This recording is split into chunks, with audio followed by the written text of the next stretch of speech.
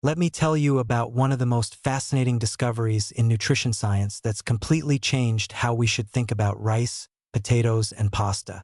When you cook these starchy foods and then cool them, something remarkable happens at the molecular level. The starch undergoes retrogradation, forming crystalline structures that resist digestion. This resistant starch acts more like fiber than a typical carbohydrate, and here's the best part. Reheating doesn't eliminate the effect. This isn't some marginal benefit. Resistant starch measurably reduces the glycemic impact of these foods. Your blood sugar spike from cooled and reheated rice is significantly smaller than from freshly cooked rice. For people managing diabetes or concerned about insulin sensitivity, this is genuinely useful information.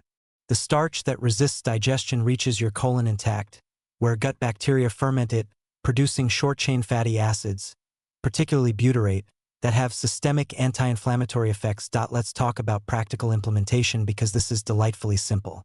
Cook your rice, potatoes, or pasta, then refrigerate them overnight. The next day, eat them cold in a salad or reheat them. That's it. The resistant starch that formed during cooling persists through reheating. Sunday meal prep becomes not just convenient but metabolically advantageous. Make a large batch of rice, let it cool, portion it out, and you've just improved its nutritional profile. The benefits extend beyond blood sugar management. Resistant starch increases satiety. You feel fuller from fewer calories because your gut is fermenting that resistant starch and signaling fullness. There's also evidence suggesting resistant starch may increase fat oxidation and improve insulin sensitivity with regular consumption. We're not talking about dramatic weight loss, but modest, sustainable metabolic improvements that compound over time. Cultural wisdom has been practicing this for generations without understanding the science. Fried rice in Asian cuisine traditionally uses day-old rice that's been refrigerated. Why? Because fresh rice makes soggy fried rice.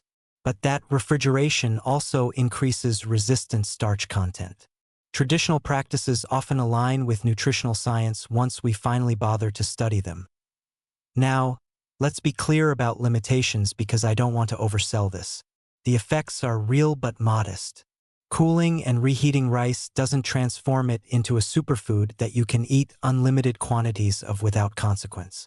Overall dietary quality still matters far more than this single technique.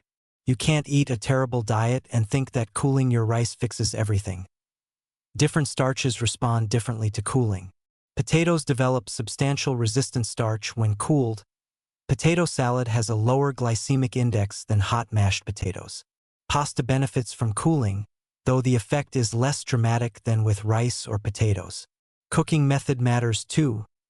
Parboiled rice develops more resistant starch than instant rice. Firmer cooking, like al dente pasta, preserves more resistant starch than overcooking. For people doing meal prep anyway, this is a free upgrade. You're already cooking in batches and refrigerating food. Just knowing that this process is actually improving the metabolic impact of your starches is reassuring. Make grain-based salads, rice salad, pasta salad, potato salad as regular parts of your rotation. Let your starches cool completely before refrigerating for maximum resistant starch formation. The weight management angle is modest but worth mentioning. When resistant starch replaces regular starch, you're effectively reducing the calories absorbed from that food. It's not dramatic, maybe 10 to 15% of the starch becomes resistant, but over time across many meals, small differences accumulate.